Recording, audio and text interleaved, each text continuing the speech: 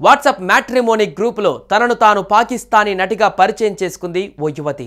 తన తల్లికి అనారోగ్యంగా ఉందంటూ డబ్బులు అవసరమంటూ ఓ వ్యక్తిని నిండా ముంచింది. హైదరాబాద్ బహదూర్పురాకు చెందిన 29 ఏళ్ల వ్యక్తి ఒక మ్యాట్రిమోనీలో వాట్సాప్ గ్రూప్ ద్వారా వధువుగా వివరాలు ఇచ్చిన ఓ యువతిని సంప్రదించాడు. ఆమె తన పేరు ఫాతిమా అని పరిచయం చేసుకుంది.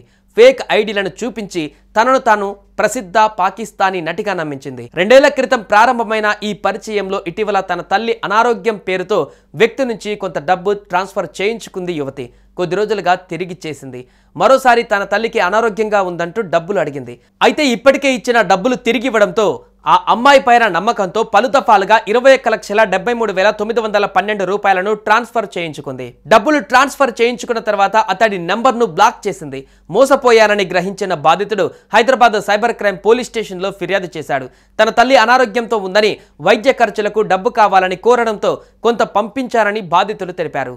2 రోజుల్లోనే తిరిగి చెల్లించిందని, ఇలా దశల వారీగా 21.74 లక్షలు ఇచ్చానని పేర్కొన్నాడు. తర్వాత అతడి నెంబర్ను బ్లాక్ చేయడంతో పోలీసులను ఆశ్రయించాడు. సైబర్ నేరాలపైన ప్రజలు అప్రమత్తంగా ఉండాలని పోలీసులు సూచిస్తున్నారు. ఇటీవల మ్యాట్రిమోనీ ఫ్రాడ్స్ పెరుగుతున్నాయి.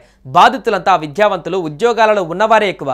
పెళ్లి సంబంధం, అందులోనూ విదేశీ సంబంధం అనేసరికి మరో ఆలోచన లేకుండా ట్రాన్స్లోకి వెళ్ళిపోతున్నారు. వారు చెప్పింది గుడ్డిగా నమ్మేస్తున్నారు. Matrimony frauds, stock market frauds, task games పేరుతో ఎవరైనా ఫోన్ చేసినా స్పందించకూడదు. అనుమానం ఉంటే పోలీసులకు సమాచారం ఇవ్వాలి.